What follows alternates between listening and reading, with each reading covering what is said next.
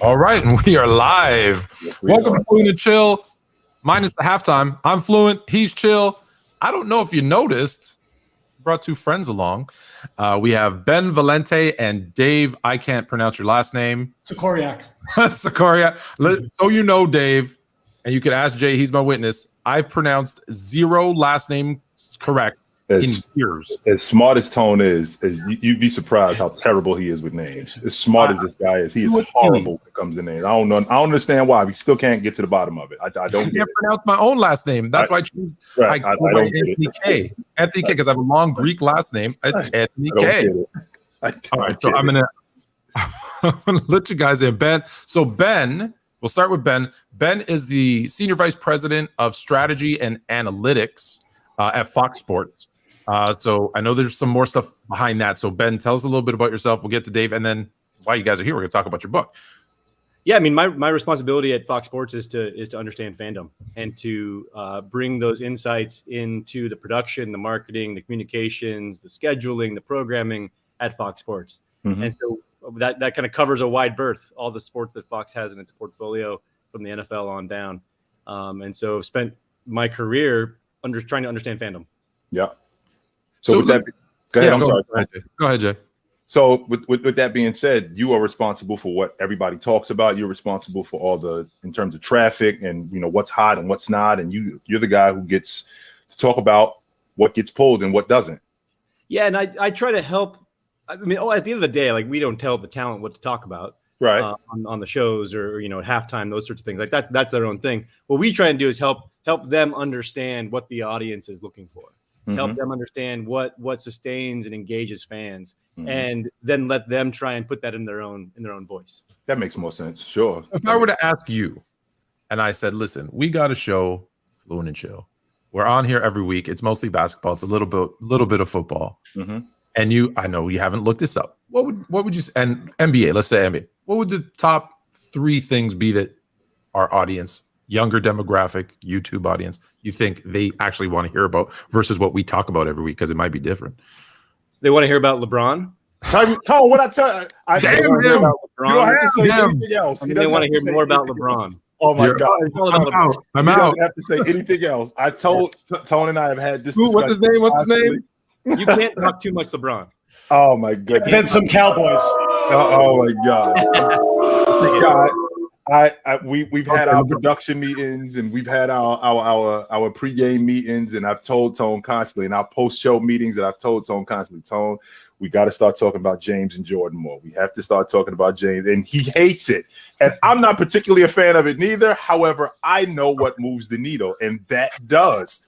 And people want to talk about that. Not only do they want to talk about that, they want to hear about it as well. So I understand that it's a big deal, no question about it. All right, so we have a saying at Fox. We talk. I work with a lot of the studio show guys, right? So Skip and Shannon and those sorts of fellows, and we have a saying: play the hits, play the hits, play the hits. You can't talk about those big stories, those big names, those big stars enough. That's what people want to talk about. That's what people want to hear other people talk about.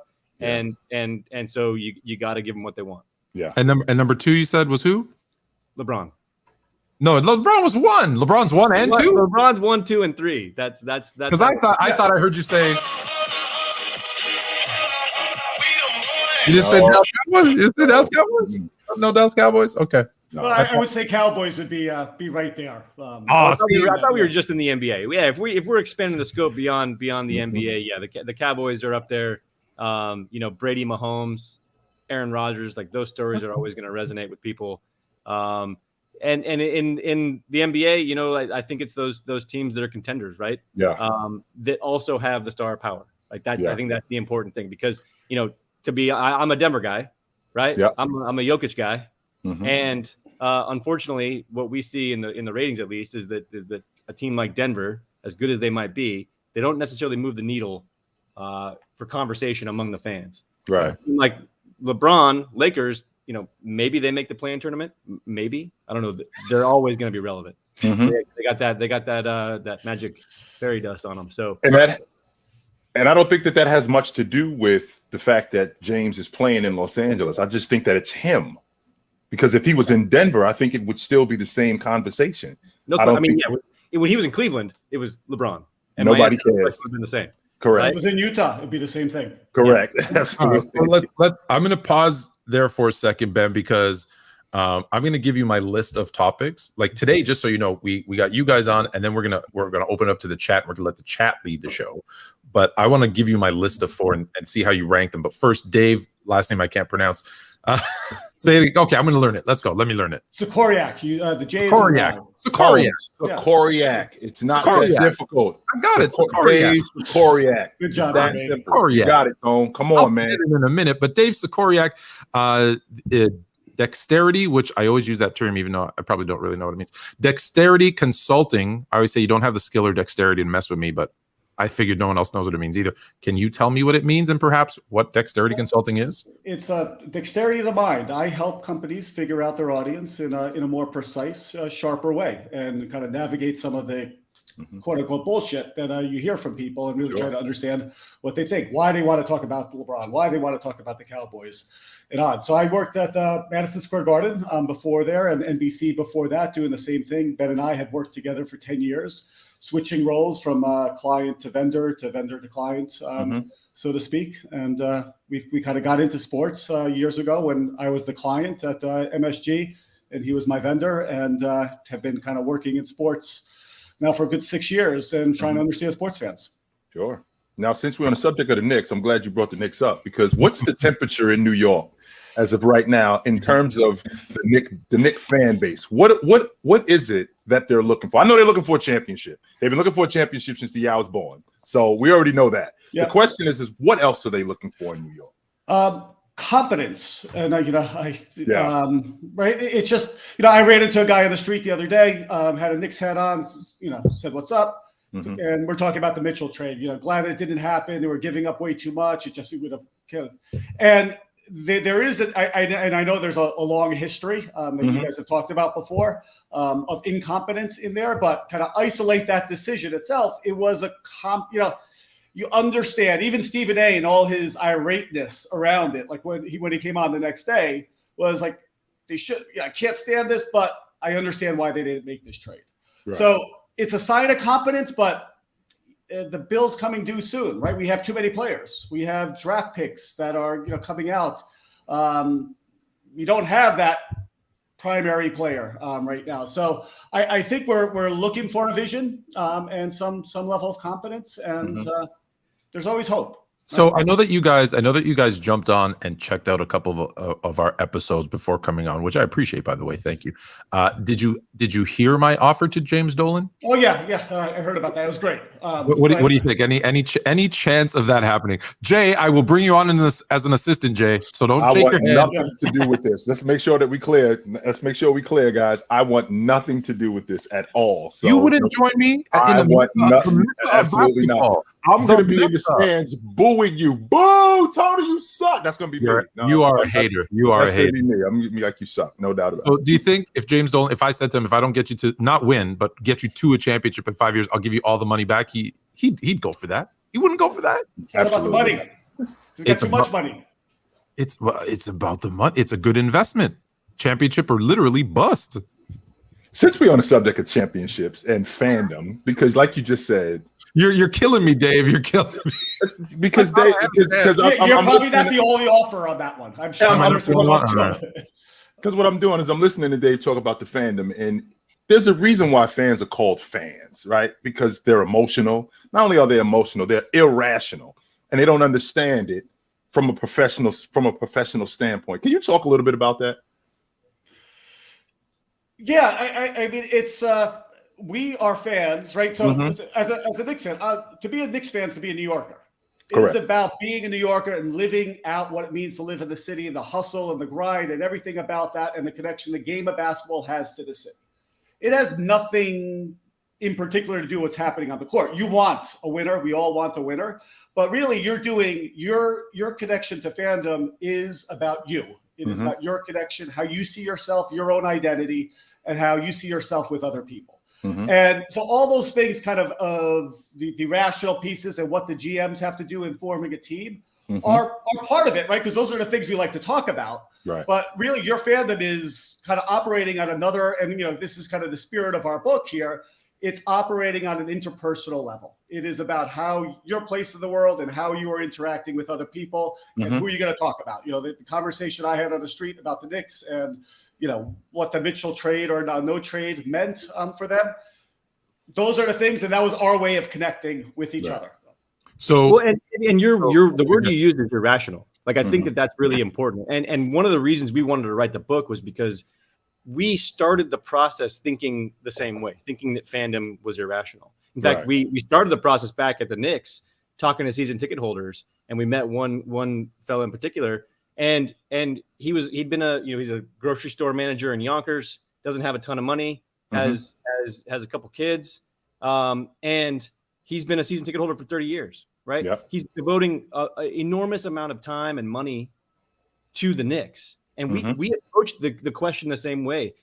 Hey, dude, this does not seem rational.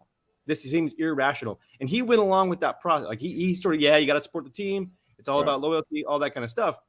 But when we got underneath the surface of what he was doing and why he was a Knicks fan and why he was a season ticket holder, it turns out that going to those Knicks games, 30 plus Knicks games a year, he always took one of his sons along, right? Right. He got to spend time with his son. He estimates now he's been to 500 plus games with one of his sons. It's all about that. What it actually became, it went from this thing that is irrational, and it became this thing that was highly rational, right? Because it's not about the team. It's not about how they perform. It's about who I'm sitting next to in the stands, right? Sure. It's about that shared memory. And now the Knicks become the living embodiment of his relationship with his son. And I think that idea is something that we can all relate to as fans, but for some reason we sort of overlook it. And what we wanted to do was put that idea in sharp relief in the book and to draw people's attention and say, this is actually what's going on. You're buying belonging, right? You're buying a sense of connection with other people. Absolutely. And that's why it's so powerful. That's why you engage. Otherwise, you would have given up years ago because it just doesn't make sense. But Absolutely. You're not buying a winner. You're not buying championships. You're not buying loyalty. What you're buying is belonging and connection with those around you. That's he got his tickets when Pat Riley came on. 9-10 good years. Yeah. And then the next 20 years. It's been tough. It's been tough. So Ben and Dave are the authors of Fans Have More Friends, because we haven't said that. That's the name of the book, Fans Have More Friends. Sports and Society, a great combination, I believe, is also kind of in that title. Which drops on November 15th, correct? Correct, and you can get that everywhere. I will say Dave is a suffering Knicks, and happy this year, Jets fan. So far, so good. So far, so good. Giants too. Giants are great. They're even hotter. There's a lot of hope around here for the Giants. New York football's back. Yet the only team that plays in New York is the Bills, who are going to win the Super Bowl. And then you've got Ben, who's a Broncos and Nuggets fan. I'm assuming something to do with Denver is there. So let's talk a little bit. Let's go back and talk about a little bit about the book, because I do have you guys don't know, I have a bone to pick with you because I disagree. I'm a huge fan. I have no friends. So please explain to me how fans have more friends. What am I doing wrong? No, you're doing it right, because I think you probably have more friends than you recognize. But this goes back to our time with the Knicks, right? We heard stories like the one that I just told about Greg at the Knicks, and we would then go and talk to college football fans, and we'd hear similar stories, and we talked to NFL fans, and it was similar stories again, and let's get under the hood of MLB fandom, and we just kept hearing this idea of social connection. And at a certain point, we realized this was the animating life force of fandom. It was all about these connections, right?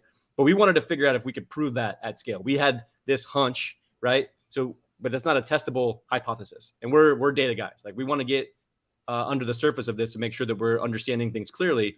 And so we devised a testable hypothesis. And that is, if you are a fan and fandom is all about community and social connection, then you would naturally expect those people to have more friends, to have more active, vibrant social lives. Yeah. And so we set about to try and understand that. And what we found in this journey for the last several years, collecting this data, is that fans, in fact, do have more friends. They engage with those people more frequently, and they value those relationships more.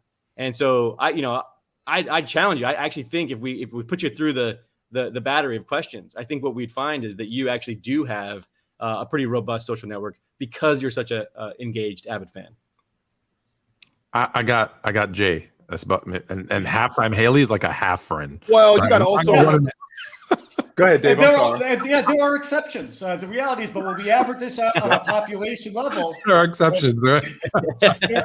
there are non-fans. When you move from non-fans to the most engaged fans, it works every single time. We've been doing this for a few years now. Yep. Every single survey we run this. We do it with teens. We do it with older respondents. It's the same thing. The bigger the fan you are, the more friends you have. The bigger the fan you are, the more you engage with those friends, the more you value those relationships. And it extends to family. The bigger the fan, the more likely you have a stronger relationship with your father, with your mom, with your spouse, with your kids, so on and so forth. It's just is this web of activity that happens when you are an engaged sport fan. The more engaged you are, the more of that web of activity you have.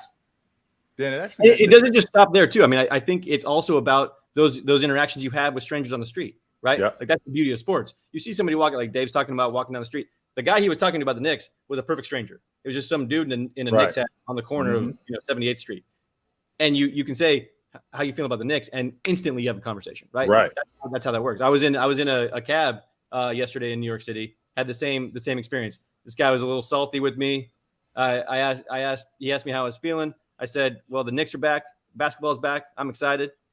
And all of a sudden, we just spent 25 minutes having a lovely interaction, man. He just wanted to talk and talk and talk. Told me about his whole family, the whole thing, right? These interactions are good for us. Yeah. Yeah, so yeah, it does. Okay, that part I agree with, because I was driving and someone was walking by. I was backing out of my driveway. I saw he had a Bears shirt on, and I stopped and I rolled my window down. I said, Bears fans can go. And he's like, "Are you just saying that? Or are you a Bears fan?" Kind of attitude-ish. And I was like, "No, I'm a huge Bears fan." And so I sat there with my car running, window down, in reverse, with this dude for like 10 minutes talking about the Bears. So that part I understand. That part I'm cool with. What we want to draw attention to is that's the kind of that interaction is good for you. Like the social scientists that we work with and study, they'll tell you that interaction released oxytocin in your bloodstream. You had a better day. You were in a better mood as a result of that interaction, taking that time to have that thing. Now, that dude's not wearing a Bear shirt, or you're not a Bear or a fan. Oh yeah, I'm running him over. You're not going to have that interaction, and that's ultimately what we were kind of astounded by is we proved the hypothesis. Fans have more friends, but then we started digging into the impact of all that connection, and it's astounding, right? So it's not just that fans have more friends. Because of that, those friends, they lead happier lives, more fulfilled lives. They are more grateful. They're more satisfied in their life. They're more confident about the future. They're more optimistic. They're more trusting of other people. They're more trusting of institutions in society. They are more likely to have, exercise, have healthy diets, and read. Yeah. All these things that we would just sort of blindly say are positive, fans enjoy. And they enjoy because they're just more connected and engaged. I don't know if I can disagree with that. And the reason why is because I have friends where our relationship is entirely built around basketball. For that reason and that reason alone, which compounds your idea that there are people whose their relationships are built entirely on being Knicks fans or being Yankee fans or being Jets fans. And with that being said, when you have organizations like the New York Jets or the Yankees, for example, I'm a Mets fan. I've been a Mets fan since I was a kid. I fell in love with Darryl Strawberry when I was a kid. I'm originally from Jersey. But with that being said, when you have organizations like Brian Cashman who'll come out and say, okay, we're starting over.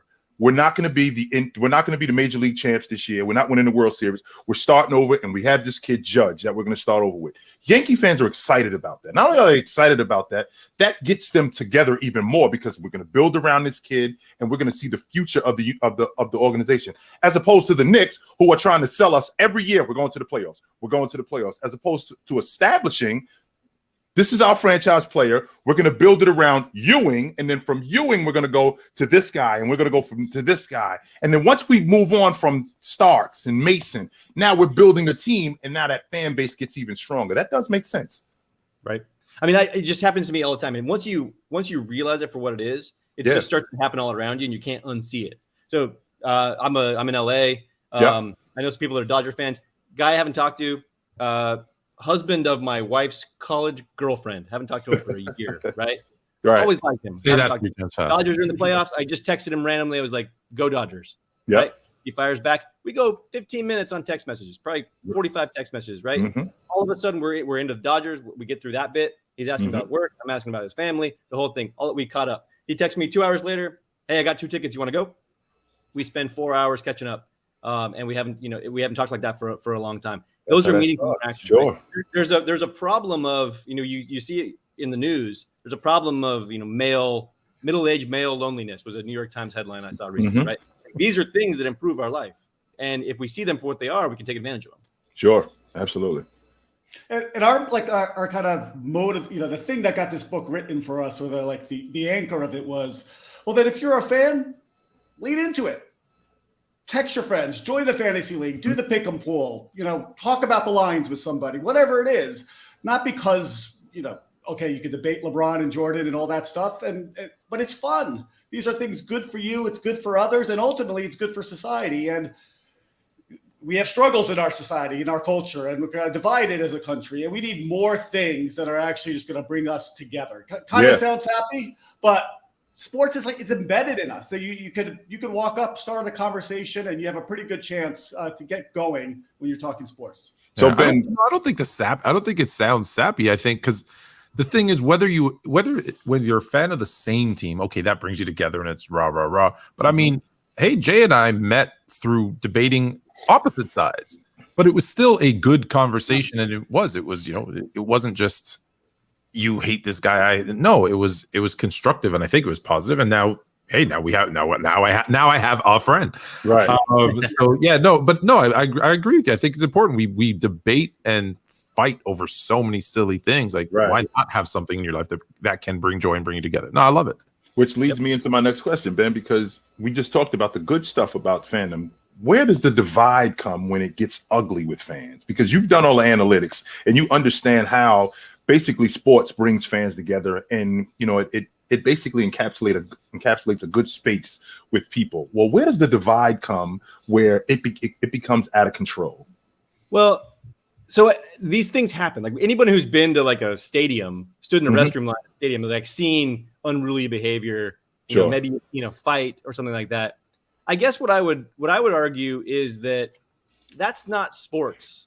Like I just saw a thing on Twitter of some Cleveland Guardians fan getting a fight with a couple of Yankees fans, right? These are like 55-year-old men. They're drunk and they're falling over each other like idiots in the stands. Right. I would contend that's not the fault of sports, right? That's not even their fandom. Like I've been a fan for a long time. Right. I haven't gotten in a fight in a long, long time. Right. That is just behavior that is outside kind of the bounds of normal decency. And there's a lot of people like that out there. Sports is sometimes where you see it, but I would argue it's not the cause of the problems.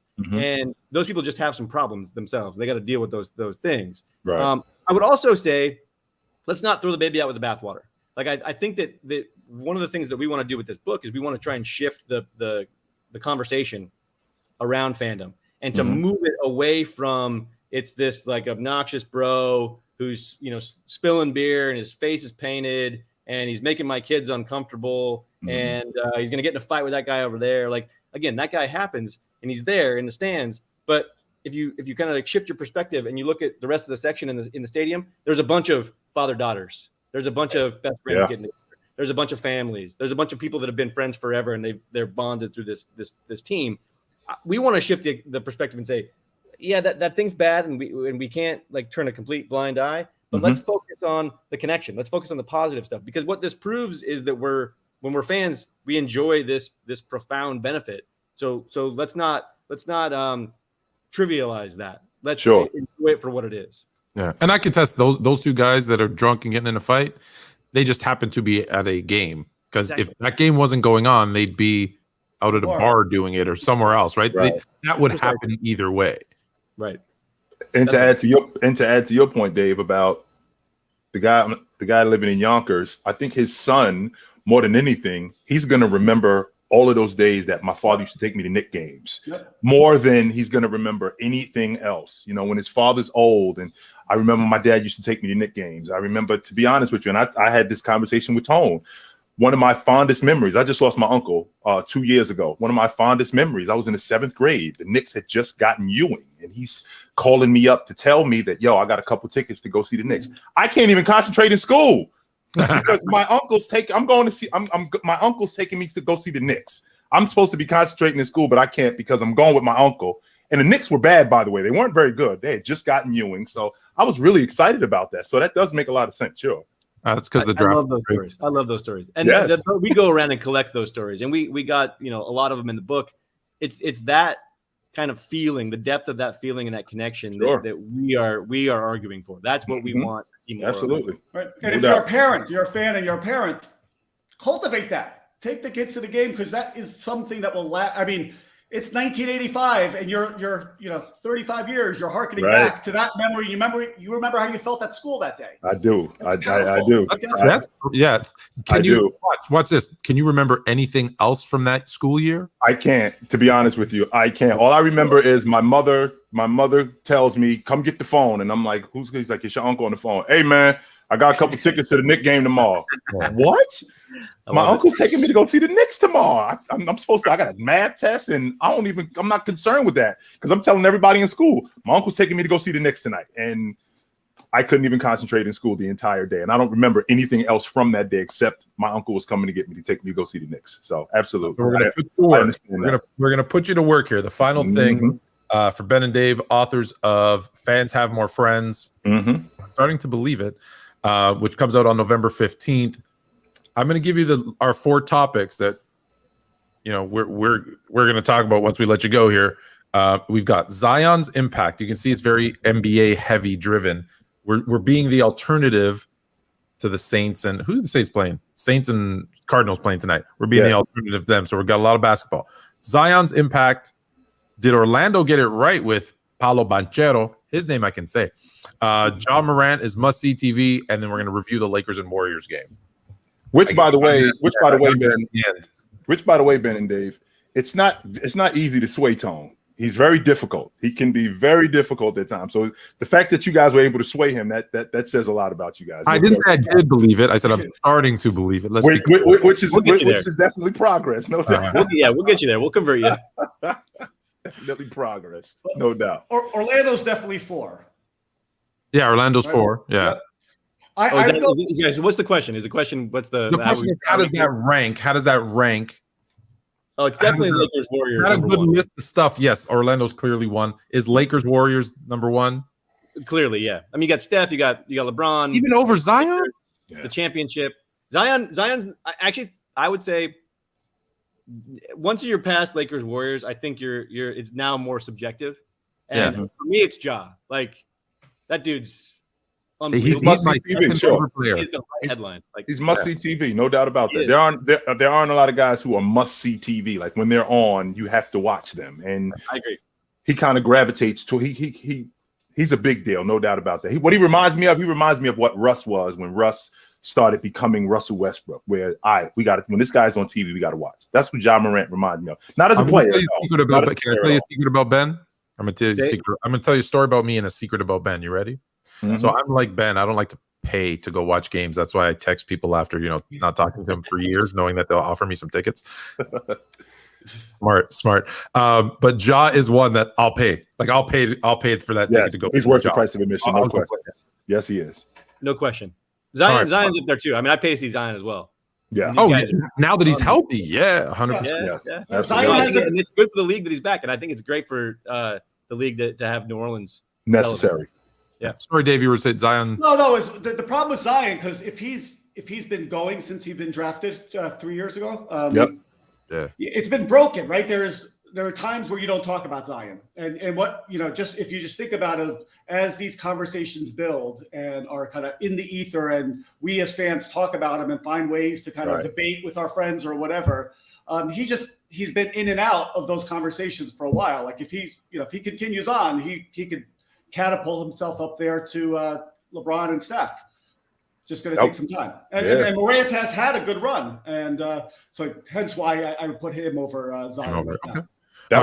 Here's your parting shot, guys. You can pick one of your teams. You can pick somebody else, but your Jets. You can pick Dave. You can pick your Jets or your Knicks. We'll start with you. Any final thoughts on either their season, what they're going to do, or how maybe a last cry to James Dolan to hire us? So I'm going to just go off because I didn't give I wouldn't be honest if I told you first a Yankees fan. Yeah. Okay. Yeah. So, of course he's a Yankees fan, Tone. Why you the Yankees fan? Yeah, it was number one. I did the analytics though. Baseball doesn't rate high, so I skipped down to the second favorite. Okay, Yankees. How are the they're losing 3-2 now. They don't hit. It's the bottom line. You sit there watching and waiting for someone to get a home run, or waiting or counting till Judge is up again, and waiting and praying for a home run. So my hope for them in this next week is they could string together a few hits on a few separate games, and then we could beat the Astros finally. If you were a betting man, Yankees World Series? No. Yeah, I bet against it. They haven't shown the ability to kind of hit consistently. Like, this has been the pattern of these Yankee teams for the last few years. Even in 2017, when we lost to the Astros in the trash can, we didn't hit in Houston, right? The trash can didn't get in the way of us not hitting while we were in Houston. We hit at Yankee Stadium, and that it's been kind of the signature of the last decade of these teams. They get in here and last 2 decades almost. And swinging for home runs, and nothing happens because the pitching is too smart in the postseason. All right, Ben, Orange Crush or the Nougats? I mean, the answer is always the Broncos, but that's why I want to zag here. And all I want to do is I want to pray. If you go Colorado Avalanche, we're gonna have a problem. No, Michael Porter Jr. I want to pray for Michael Porter Jr. I think if he can play 70 games for the Nuggets this season, and Jamal Murray comes back, and they can actually put some bodies around Nikola Jokic that are actual NBA caliber players, then I think the Nuggets are going to be something to contend with. So I'm gonna Russ and Hackett and that whole debacle in the Broncos organization, I'm going to stay away from. I do want to. I'm rooting for the Nuggets. They really got some potential here. All right, we're gonna put out a shout out to one of our friends, former guest Woody Page, who's out there in Denver with you. To maybe he's apparently really good luck, so we'll get him to put some good juju on. I love Woody. We'll put him on for you. We're gonna have a conversation about Joker being a 3-time league MVP at the end of the season. We are going to have that. I know you don't want to hear that, Tone, but I'm telling you, we are going to have a serious conversation about Joker. I don't know if he's going to win it, but we're going to have a serious conversation about Joker being the 3-time league MVP since Larry Bird in 1986. We're going to have that conversation, Tone. So you better get ready for it. That's all I'm going to say. You better get ready for it, Tone. Don't say. I saw the chat say voter fatigue. Do not say voter fatigue around him. Don't do it. He blows up when you hear voter fatigue. All right, guys. Ben, Dave, guys, thank you so much for your time. Again, the book is Fans Have More Friends. It comes out on November 15th. Can we find you anywhere? I don't know about socials that you guys. Yeah, anywhere? You can find us on Twitter, Ben.Valenta at Twitter, and then fanshavemorefriends.com, and you can just pick up the book on Amazon. That's the easiest way. But we are also at Target, Barnes & Noble, et cetera. So pre-order now. Fans Have More Friends. And we'll add, once we get the link, we'll add the link into the comments. So anyone who's watching this later or listening to this on Apple, Amazon, wherever, you can find it in the link to find Fans Have More Friends and find out why I maybe have more friends than I know. Yes, you do, Tone. Any final words before I let you go, man? We're good. Let's go. This was great. Thanks, guys. We really appreciate you. No question. Thank you for having us. Have a good night, guys. Appreciate it. Yep. Thank you. Bye. I dug that, Tone. I did. That was good stuff. When they reached out, and I was like, yo, I was in reverse. Most people were probably looking at it the other way. And they were like, hey, he's the SVP of, I love my analytics and strategy at Fox Sports. Oh, man, I saw dexterity consultant. I'm like, I gotta talk to that guy. Because I'm trying to think of, I'm gonna go a little WWE. It might have been even called F back then. Yeah. On you where I can't even remember if it was was it Triple H? So one of my I'll remember who it was like, you don't have the skill or dexterity. It was Kevin Nash. It was my guy, Kevin Nash. Didn't have the skill. And then he'd give you the elbow in the corner. Didn't have the skill or dexterity to mess with him. And I'm like, I'm taking that line. Big sexy baby. I don't even know what dexterity means, but I'm taking that with me. Taking it with me, bro. I'm 15 years old. I don't even know what dexterity means, but I'm going to take that with me. Sure. Yo. Speaking of Tone, speaking of not knowing what it means. I don't know what it means, what I saw yesterday with New Orleans, because I'm what I don't want to do is I don't want to get myself on the hype train. I don't want to get myself on the hype train just yet with them, because I still think that they have a gaping hole at the lead guard. But man, Tone, this team does not look bad at all. They look like they're gonna be trouble in the Western Conference, and it starts with Zion. It just does. If you remember on the panel, I said the most dangerous team. You did say that. If right, healthy. Mm-hmm. And you guys were like, "Oh, they don't have a point guard," or maybe that was on Player's Choice. To be honest, with you. I don't remember which show. But I said they're dangerous. They are a dangerous team, and I know it's one game. Getting an echo again. I know it's one game, but yeah, they might not even need a point guard. Well, I didn't know what you mean. Who's that going to be? That guy that facilitates for sure in the playoffs, but in the regular season. The thing that I'm looking at with this group, Tone, is I'm looking at a guy in Zion who can basically get to the basket whenever he wants. He still hasn't figured out the mid-range yet, and I think that's going to come with time. I think just athletically, he's just so much better. Brandon Ingram, his ability to score at every level, especially in transition, he just looks fantastic, and he looks like he's added more of a post game to his game, which is even better. And then I got Herb Jones, who you already know how I feel about him. Yeah. You already know how I feel about Herb Jones, and I think that Willie Green's a really good coach. I wasn't sure about him initially, but I think he's a good motivator more than anything, because I think that's what guys, especially young guys, need. And he's a really good motivator. I think his X and O strategy needs some work, and that just comes with being a young coach. I can appreciate that, but I think that he's on to something. I think they're on to something down in New Orleans, Tone. I will tell you this though. If he could stay healthy, if Zion could give me, and this is all I'm asking for, Tone, because I don't think he's going to hold up for 8 to 10 years. I don't think he's going to hold up that long. But if he could give me 5 or 6 years of 60, 65 games, I think we're going to be talking about him as the face of the league. I don't think you're wrong. He's going to be in that conversation, no doubt about it. I actually had, I believe the exact words I said is if Zion and Luka can be in the shape that they look right now. Looks fantastic. Yes. The way they look, that was my only issue with both of them. Yeah. Right. Was that can they stay in shape? Right now they look good. Right. Their games are going to develop. I'm not worried about their games. It's their health and their that longevity that I'm worried about. Correct. If they do this with their bodies, if they eat right, work out, I said this is the face of the league for the next 10 years. Yeah, there's others too, but I mean those two are in that collage of people. Yeah. So here's what we're going to go through. So this is now I'll turn my attention a little bit to the chat.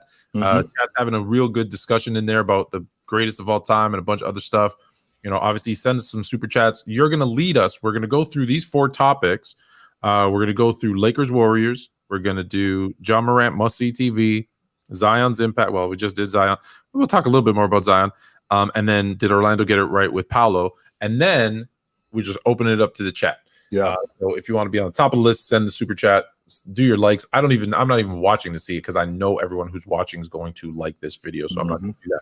So let's Zion. So his impact. So I think we're good there. Any more things on Zion that we need to discuss other than, hey, he's got to find a midi, right? He's got to make himself a little bit more dangerous from 12 to 18 feet. But I thought Dave brought up a really good point about him being inconsistent in terms of being in the spotlight. So we don't really talk about him that much because he was beat up, right? So he missed all of last season. So because he missed all of last season, he's kind of been forgotten almost, considering what he did in year 2, where he made the All-Star team and he went 26-7 on 60% shooting.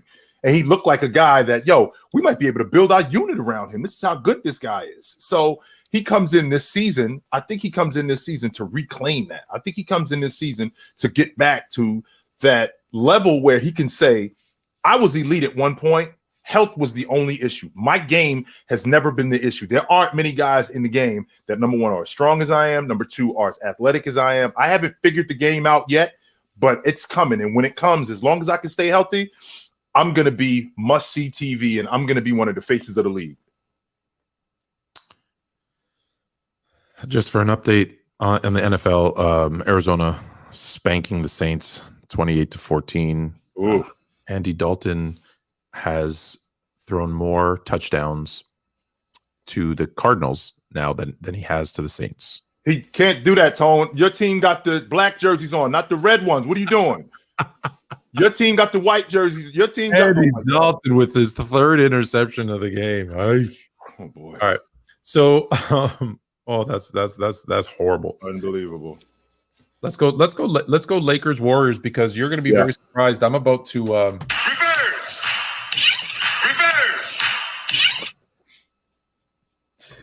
Get Russ off my goddamn team. I knew this was coming. Get Russ off my goddamn team. And listen, I'm not saying it's Russ's fault. I'm actually not. What I'm saying is there's $40 million that maybe I can trade and get, like, this is how desperate I am. You ready? I'm listening. 1, maybe Buddy Hield. Maybe 2, I'll take Malachi Flynn, who's been sitting on the bench in Toronto for about since he came into the league 2-3 years ago, who's a very good three-point shooter. Mm-hmm. I mean, like, I will take anybody who can shoot threes. I don't care. You know what? They should sign me, because I can't move, but I can still hit threes. I sent you the video. I can still hit threes. It would be better than what I'm seeing from this Lakers unit, that you got 58, 20, and 8 from AD and LeBron combined and lost in convincing fashion. Right? Remember what I said? Oh, they win 70% of the games. I'm going to make fun of myself. They win 70% of the games when AD and LeBron play together. They scored basically 60 points, put 20 rebounds, and like almost 10 assists, and lost. Mm-hmm. Like, bad. Now, I get it. It's the defending champs. It's the Warriors, who look fantastic, by the way. We'll talk about them in a second. But I don't. You remember fail quick? Yes. Go fail quick. Go. I tried to convince myself. Right? I said last year. Remember, I said I don't like Russ. Don't do that trade. It's terrible. It's terrible. It's terrible. Okay, let's figure out a way. Now they did it. Let's figure out a way to make it work. Well, here's the problem that we have in Tone.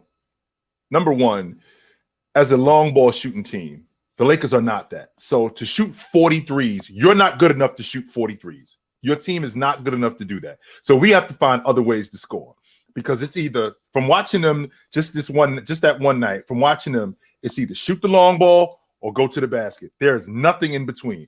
And because there's nothing in between, the defense is shrunk. Everybody's basically packing in the paint. So because of that, you're not getting anything in the mid-range. Nothing is going on in the mid-range. Anthony Davis doesn't look like he's demanding the respect that he had 2 years ago. He doesn't look like that guy. He looks like he's just trying to stay on the floor more than anything. And hey, he fell 3 times. He fell 3 times. He did. But he looks like he's trying to stay on the floor. And Tone, you know this as well as I do, man. If you think you're gonna get hurt, you're gonna get hurt. You're gonna get hurt. If you're gonna play like that, then you shouldn't be on the floor. And he kind of suggests to me that he's tiptoeing instead of just playing. Now, to watch James shoot the basketball shoot the long ball as many times as he shot the long ball. Tone, I know you hate this. Russ wasn't that bad. In fact, Russ was really good. I'm not saying he was bad.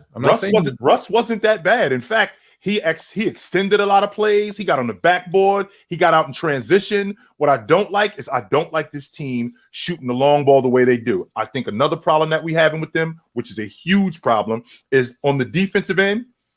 They're playing defense. I saw Pat Beverly give the Lakers a gallant effort defensively, and I think that resonated throughout the other group. But Tone, you being a football guy, you can appreciate this. It's almost like a good defensive team in football where we got 3 and outs, only except the offense is going 3 and out. Eventually, your defense is going to fold because they're on the field longer than they should be. Well, if you look at the Lakers, when they're cracking 43s and they start the game shooting basically, I think, 18%, you're on the defensive end. You're in transition a lot more than you should be. And because of that, your defense is not going to be able to hold up the whole game. So that's not good. You definitely have to change that. Yeah, and again, that's why I'm not blaming. I'm not blaming Russ. I'm just saying because of the money that they can. That's the best way to get some pieces moving around, because it opens up some stuff. Because the Lakers aren't the Warriors. No, they don't have the money to go over the cap like the Warriors do. Right? Like if you think about it. Jeannie Buss, her net worth is $500 million. That's what the Warriors are paying in luxury tax alone once these contracts come to she's got an employee who's worth more than her. How about that? He has an employee who's worth. Great point, right? So that's my thing is that, LeBron said something and my head just went, what? Hey, we had good looks. Yeah, dummy. They were leaving you open because you can't make those shots. LeBron's a smart guy. He knows basketball. When he said that, I was like, what? Yeah. No, they're not good looks. They're open looks. There's a difference. You're open for a reason because you guys can't hit them. I feel like this team needs to go watch some tape of like everybody in the 90s and play that. Listen, it can still win in today's. If people don't believe me, but it can. Mid-range, post up, like they need to play that kind of basketball and defend. Slow it down, defend. They have to make it mucky. Yeah. And people they're like, AD and Braun, you're going to make it mucky with two of the most skilled, best players in it. Yep. Because that's the team, what the team needs, because they don't have anyone else after that.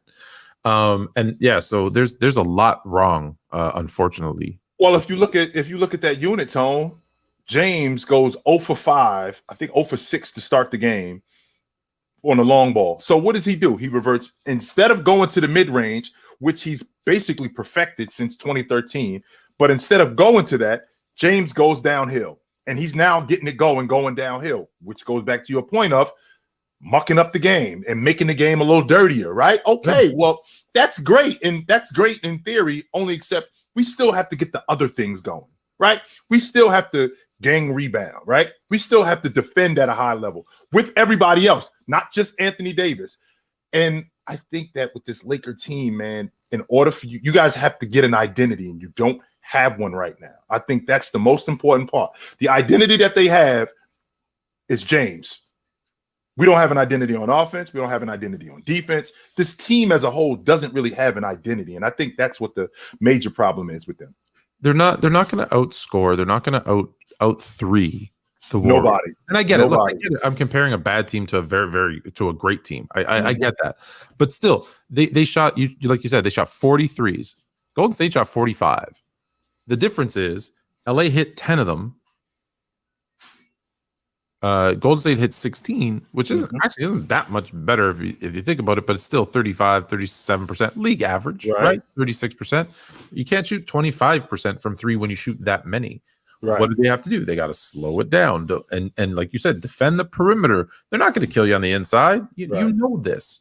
That's the only chance you have of winning. And they just, again, you're right. It was one game. I thought they did a good job on Steph, man. I think in terms of chasing him off the long ball line, Steph at one point he was 3 for 11 on the long ball. I think he finished 4 of 13.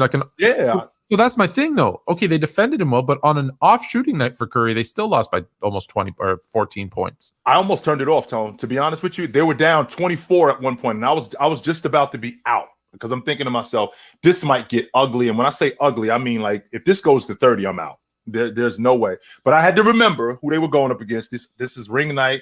These are the defending champs. So, of course, this is going to look different, a lot different than if they were going up against Dallas tonight or I don't know, Phoenix or somebody like that. I think that the game would have looked a lot differently than it did. All right, listen, we have 10 seconds left on the Bucks and Sixers game. So once Bucks are now up by 1, I don't know if you're watching it there as well. Yeah. But once that game finishes, I think we have about 20 minutes until the Clippers and Lakers start. Right. So what do you want to let's we got 2 topics left. We got Paolo Banchero, did Orlando make the right pick, or Ja Morant. Which one do you want to do until, because we're gonna see like a flux of people coming in once Ja. All right, Ja is must-see TV. I've been saying this for a long time. So now that not that you weren't saying he wasn't, but now that you've joined me on that, what swayed you even more to that Ja is must-see TV? Well, one of the things that I saw with Ja was he looks like he's gotten stronger. That's the number one thing. He looks like he's in better shape. His body looks different than it did last season. I'm not sure if he's going to hold up because of his history of injury, but that still remains to be seen. But athletically, I mean, he's unmatched. I watched this guy last night, and he's just jumping out of the gym. He's one of the most elite ball handlers in the game. one of the better scorers in the game. What he reminds me of, Tone, is he reminds me of how Russ was in Oklahoma City, where, and when I say Russ, I don't mean Russ as a player, but I mean Russ when the Oklahoma City Thunder were playing, no matter who they were playing, you had to tune in. And because you were going to see something that may have been different than what you saw. His ability to defend looks like it's improved. I do think that Memphis team is going to suffer, and they did last night. I mean, they gave up 118 points to that Knicks team, and that's largely due to Jaren Jackson being out of the lineup. He's going to be out of the lineup for a while. So I think that's going to be a problem for them moving forward. And I think it's going to be difficult for Ja to carry them as far as I think people think he's going to carry them. But he's must-see TV, Tone. He's a guy that they've turned loose. He's a guy that they've just let go, and you take us as far as you think, or as far as you think you can take us, you take us there. And he's been incredible, no question about it. I am now on the Ja train. Yes, I am. You said, listen, my only concern is that it took overtime to beat the Knicks by 3. And I'm not high on the Knicks. So maybe it's either Memphis needs to, not just rely so heavily on Ja and they blow it, or maybe the Knicks are better than I thought. No, they're not, Tom. They're not. All right. Well, maybe it's just game 1 then. No, I'm not. Because I don't think that I'm with you. I don't think they're good. But yeah, no, Ja's definitely one. I keep saying, like, I see guys like Ja, to a lesser extent, and who are just like, I see that I'm waiting. I know it's going to take a couple of years, but I'm just waiting that switch, hopefully that next level of play, because with that athleticism and you add in that seasoning, I guess they're going to be dangerous. Absolutely. We're gonna move on to Paulo. Before we do that, I'm just going to remind the chat, 1, get those likes up. 2, send in your questions now, and I'll just I'll save the best ones that come in, and we'll do a little rapid fire if we have any questions, if we have any good questions. Yep. So last night, Orlando, they lose. But Paulo has a night like of epic proportion. Right, only 3. He's the 3rd player, I believe, in NBA history to have a kind of rookie debut like that. Kareem, LeBron, that's it, and him. That's the list. That's it. That's insane. So, what did you? And be careful what you say. I know you're going to bring something up, but I'm going to cut you off if you do. What did you see in that game last night? Well, one of the things that I saw was I think Orlando got it right. There's nothing more gratifying from a GM standpoint when you can recognize that we didn't screw this draft up. I think we got this right. Now, what Paulo is going to turn into moving forward, that still remains to be seen. I'm not one of these people who likes to jump out the window, Tone, when I see guys. I like to see the development. Don't get me wrong. I do see guys, and I rate guys, but I don't like to jump out the window. He looks to me like he might be the guy that they've been looking for, to build it around, to give them an identity, because they haven't had that. The Orlando Magic have just been basically throwing darts at the wall and seeing what sticks. Is it Wagner? Is it Cole Anthony? Well, it looks like they may very well have their franchise player. We're not sure yet, but it looks like they may very well have their franchise player. With watching him, his ability to knock down the mid-range, because again, we're talking about a young guy who doesn't have it figured out just yet, but his ability to knock down the mid-range, his ability to get out and transition, his athleticism is a lot better than what I thought it was. Tone, who he reminds me of? He looks to me like a more athletic version, a more skilled and more athletic version of Antoine Walker. That's who he reminds me of. And I think if he could continue to get better, I think that the Orlando Magic may have their franchise player and the guy that they can build their unit around. It's not ridiculous to say that.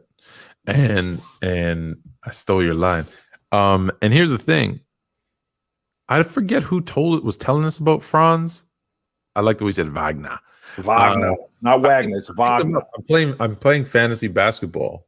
And so I picked him up. He did nice, 20 and he did well. But yeah, no, I thought what I thought you were going to bring up is what he did to my boy, to my guy, my alumnus. We both went to the same high school, Corey Joseph. When he threw it on him, that's what I was talking about, Tone. He murdered that man. Yeah, with the better, he's a better athlete than what I thought he was. He's more athletic. Joseph, bro. I love him, more athletic. And Corey Joseph is actually looking at the official. You clearly stepping on. You're on the line, right? He was on the line, so he was in that area, so it was easy. It was easily an N1. But like I said, Tone, he just reminds me. When I'm watching him, he looks like a more athletic and more skilled version of Antoine Walker. Well, listen. I know he took a bad one last night, but shout out to my guy Corey Joseph, the 6th guard. Got my high school. Got Nike to build my high school new gym. So I'm always a fan of Corey Joseph. So Tom, we don't give. You brought it up to. I keep forgetting to mention it. We don't give Canadians, we don't give them clearly as much credit as I think we should, man. I keep forgetting Corey Joseph is Canadian. Jamal Murray is Canadian. Vince Carter. Listen, let me give the credit to where credit is due. Okay, first, let's history lesson. Most people know this. First NBA game ever in history in Toronto. The then Toronto Huskies, who lasted 1 year and then they were gone, and the New York Knickerbockers won that game. They come back to Toronto in '95. People are listen. I was playing basketball. Like my career was almost done by the time we got an NBA team. But the team comes in and it's good. People are playing basketball in Canada. Not huge, but there's a guy here that Rick Fox, is an example of an older guy. Steve Nash after him, and Canadians are suspect soft players, dude. We play hockey, bro. But then it's the Vince Carter effect. Like once he joined the Raptors, I kid you not, you couldn't drive down a street, down a neighborhood in Toronto and not see one, kids playing basketball. He was a man. Two, them putting up courts, putting up nets everywhere. So I'm not surprised that you've had, the Andrew Wiggins and the, look, superstar greatness. No, but I mean the Andrew Wiggins, the Jamal Murrays, the Corey Joseph, like you've just had this flux of Canadian players coming into the league. I'm not surprised, but I'm not going to compare it to an American player that's been 75 years. Right. But like I'm telling you, and also let's keep in mind, people forget U.S. has what, like 360 million people. Canada has 36, so the percentage is going to be smaller. But it's not. I'm telling you, 10 years from now, you're going to be like, damn, there's 2 or 3 like solid Canadian players. Like 36 million people live in Canada, in the country. 30 of them live in Toronto. Half of them live in Toronto. That's actually pretty accurate. We have, what do we have? Like 7-8 million in the Greater Toronto area. So like we have the same population as California. Right. Spread out. Actually, it's like 80% live within like 2 hours of the border to the US. Right. But anyways, that being said, so yeah, the Carter effect had a huge deal, but people don't realize like the Corey Dillons of the world and Lou Dort, Boucher, Kim Birch. Like there's a lot of talent. Tristan Thompson, Steve Nash. Tristan Thompson. Yeah, there's hey, and let's not forget Aisha Curry. Oh no, wait. I didn't. Are you sure Aisha's from Canada? Oh yeah. He met. Yeah. I did not know that. She's Canadian, and then I think they moved to wherever he was, Carolina, Charlotte, wherever they were, and that's how they kind of reconnect. But also, don't forget Steph's interesting. Born, I think, in Akron, in the same hospital as LeBron. Plays his middle school here in Toronto, a suburb called Etobicoke. Right, like I remember going to games, and there's these little kids. I think him and Seth, jacking up these little kids, jacking up threes.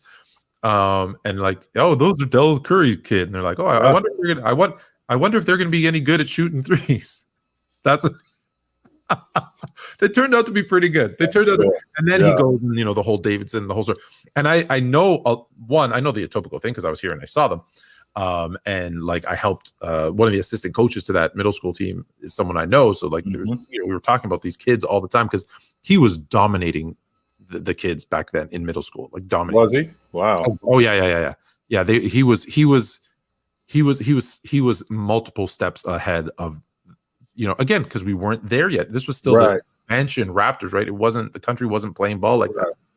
And so then it was obvious that he was better. It was obvious. Watching. So obvious he was better. So I think for him to develop, he had to go where there was more competitive ball.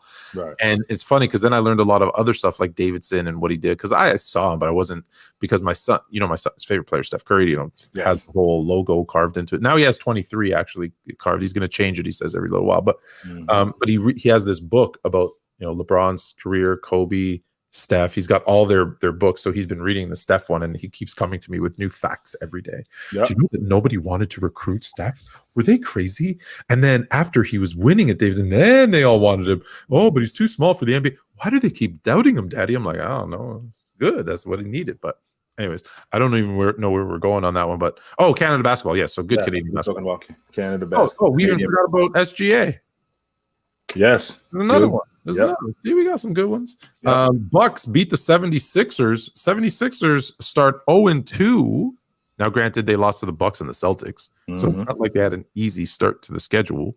But start the season 0-2. Concern, overreaction, just two teams that are good. Sixers we talked about this, Tone, before the season started. Where did we have? I had the Bucks at the top of the East. I had Boston right behind them, and I had Philly. I had Philly in the fourth spot. Behind them, Boston and Miami. Milwaukee, Boston, and Miami, and I have Philly in the fourth spot. So I think that's where they probably will end up. And once Middleton gets healthy, I think that, and Middleton has already said that he's healthy, but I think it's more of a precaution. I think that they're holding him out. The problem that I'm seeing with Philly is the same problem that it's been in the past with James Harden and with Joel Embiid. I don't think Joel Embiid is aggressive enough offensively. And when I say aggressive enough offensively, Tone, I mean around the box. I think that a lot of times he falls in love with being further away from the basket. And I think his game, he's more efficient and he's more dominant, not just in the post, but he's also more dominant in the mid post, like around 8 to 10 feet away from the basket. And if he could get looks in that area and he can be more assertive and creating space in that area, I think that he would make them a lot better. I don't like the fact that he gets pushed off the box the way he does, and he'll just settle for it, where he'll get pushed 5-10 feet away from the box, and then he'll just settle for shooting the 18-foot. I'm thinking to myself, no, big guy, your game, you'll be so much better if you were just on that block and your game was basically pushed around that area and then moved out just a little bit. I think they got some good minutes out of Tobias Harris, real good minutes out of Tobias Harris. James Harden gets himself and he gets them in trouble when he pounds the basketball, because that's easy to guard. When he pounds the basketball, 2, 3, 4, 6, 8, 10 dribbles. Now all the defense is doing is they're loading up. Nobody's moving. There's no action off the basketball. They're just watching. And because they're watching, that's easy to guard. Listen, that being said, they played the Bucks in 1994, excuse me. No, maybe 97. Yeah, it was Bucks Sixers 1997 because it was 90-88. And if I told you a team with James Harden on it, who went 1 for 7 from 3, so maybe that's why he stopped shooting them, only shot 24 threes. Well below league average. The Bucks shot 42. Would you have believed me if I said, like, I thought Harden might shoot 20 in a game? The team shot 24. That's odd. So obviously we were talking, so we didn't really watch all the stuff. So that's interesting to see what happened there. Right. Embiid didn't have a great game either. So again, if they're losing to the Bucks by 2 and they didn't play a great game, there's hope for think for the Sixers. I wouldn't get too low. A lot of people are overreacting. All right, so we want to get to see Lakers and the paper clips. So we're going to answer a couple of questions that I starred here. So let me go through them. We'll pull them up. Here we go. Bam. All right, Elijah. Do you think LeBron should have stayed in Miami in a system where he doesn't have to dominate the ball? No, because that's his game. His game is dominating the basketball. His game has always been dominating the basketball. Add that to the fact that I don't think he ever wanted to leave Cleveland in the first place. I think his hand was forced, and I think that in order for him to win, he had to leave Cleveland, and he had to learn how to win. That's why he went to Miami. Yeah, I think the Miami move was as much to everyone says, stack the deck. Our good friend Ticket uses that a lot. I think it had to do with playing with, his friend Dwayne Wade. Mm-hmm. But I actually think it had a lot to do with going and learning from Pat Riley. Yes. And having that mentality, because one of the, he was fortunate, I said from the Olympics, from Kobe, that mentality, and then from the GM kind of coach mentality, like how our teams motivated and pushed. And Miami was a championship team, just not a couple years, 2 years, right? 2-3 years before that, with Dwayne, with D Wade. 4 years. Back 4 years. Yep, so, 4 years. so yeah, I don't.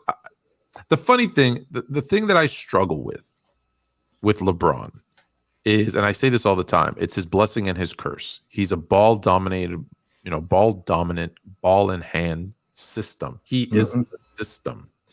That doesn't work though, because at some point you have to have a break. Do you think? And I think he's smart enough. He has enough basketball, intelligence to play off ball. Yep. Why has he? Why do you think he's never played or allowed himself to play in a system that maybe bring his statistics down, but maybe get him more wins? I think that a lot of that has to do with him just being able to trust other people, and I think that was happening here in Los Angeles. That was the plan when they got Anthony Davis. He was going to play off of him. He wasn't going to be nearly as ball dominant. He wasn't going to be nearly as the scorer that he once was. But because Anthony Davis got hurt, he had to get back to that. And because he had to get back to that, it looked like he was just being the same old James, when in reality, that wasn't the plan in Los Angeles. The plan was, we get Anthony Davis, big fella, I'm going to play through you, which would explain why he led the league in assists. Not only did he lead the league in assists, they were the best team in the league. And that was going to continue until Anthony Davis broke down. That's fair. All right, next one. Yep. You got FLUENT CHILL. Is Tobias Harris's contract tradable? If so, where? Well, I'll tell you where it's not tradable to. It's not tradable to Miami. And let me tell you something, Mo. I know that you love Jimmy Butler. I know you love Jimmy Butler. He is not coming back to Philadelphia. That's not happening. So, well, they should have done that in the beginning. Yes, they made a choice. They made the wrong choice. Right. Yeah. He's not coming back to Philly. But to be honest with you, I don't mind Tobias Harris in Philadelphia. I think he's one of the. I think the problem that we have with Tobias Harris, I think Mo is one of those people. Who do you think Tobias Harris is? Where do you have Tobias in terms of rating him? Do you think Tobias Harris is a number 1, a number 2? I think Tobias Harris is a solid number 3, number 4. That's what I think he is, Tone. I think he's a number 3 on a championship contender. I think he's a number 4 on a championship team. That's who he is. How's his 3-point shooting? I think he's a solid 3-point shooter. I'd like him on the Lakers. Yeah, I think he's with him getting to the Lakers. That actually, I think he could help them. Sure, he could help. Yeah, is that going to happen? No, but no, maybe. Who knows? But yeah. All right. So yes, I'll answer the first part of the question, because the first part of the question is the easiest one. Yes, every contract is tradable. There are certain teams, of course, because of the way that they were signed, that they can't go to. But overall, every time someone says, "Look at that contract, it's not tradable," they always find a way to make it happen. So yes, the contract is definitely tradable. Let's realistically, where would we see Tobias Harris? So, even if it's unlikely, Lakers make sense because, like you said, a good 3rd or 4th option on a championship caliber team. Yep, the Lakers make sense. Who are the contenders? So, the Lakers. Toronto makes sense too. Toronto makes sense. Toronto actually does make sense, but isn't that kind of the role they want Otto Porter Chamberlain Jr. to play? AKA Wilt Chamberlain Jr. No, I believe he's the 3rd. He'd be Wilt Chamberlain the 3rd. To be honest with you, Tone, Atlanta, because I think that in Atlanta, I think he makes up for what they lost with Gallo, and definitely what they lost with Herter. I like him in Atlanta. I like him in Washington too, because Hachimura hasn't turned out to be what I thought he was going to be. I thought Hachimura was going to be a lot better. I could see Tobias in Washington. I think that he could help them out, even though they still have Kuz. I think that Tobias Harris can help them out a little bit more. They're not trading him to Boston. That's not going to work. With the Knicks, I don't think he works with the Knicks because that's all they basically got is 3s and 4s. So I don't think that that's going to work.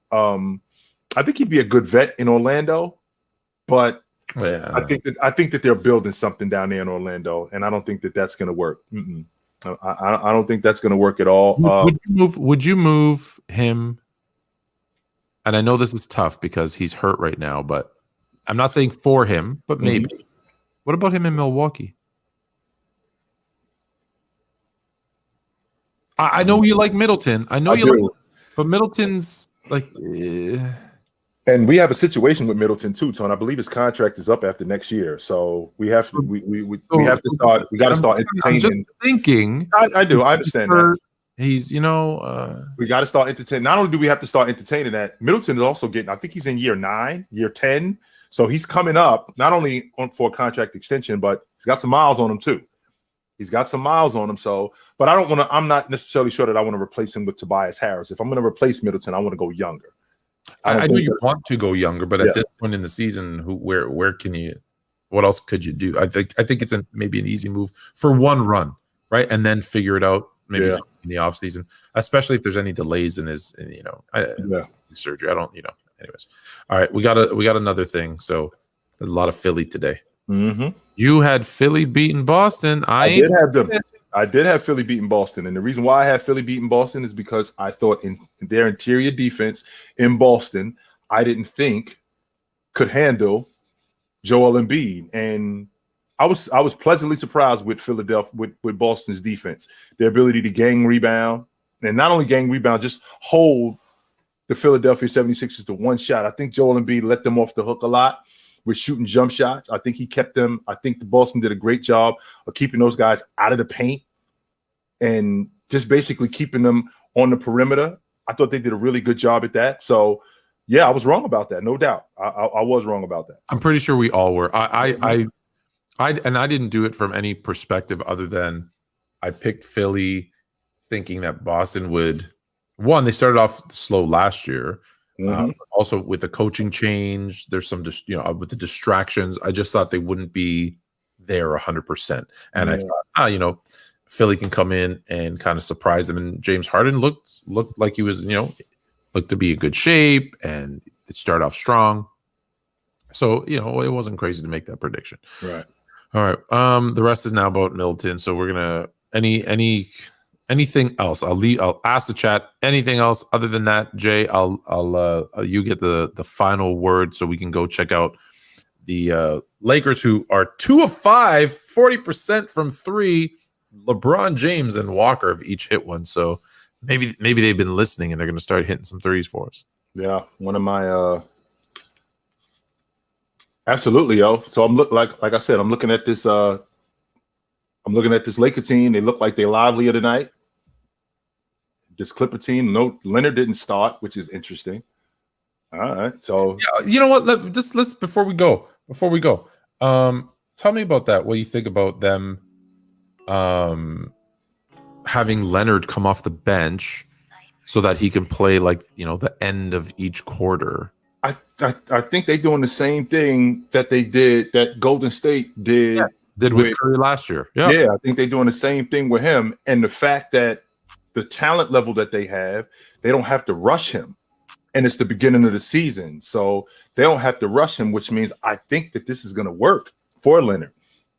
I think that this could work for him because they don't have any second unit guys. If you think about what's going on in the league today, there's no second unit guy better than Kawhi Leonard. And I think that he can get a rhythm going early.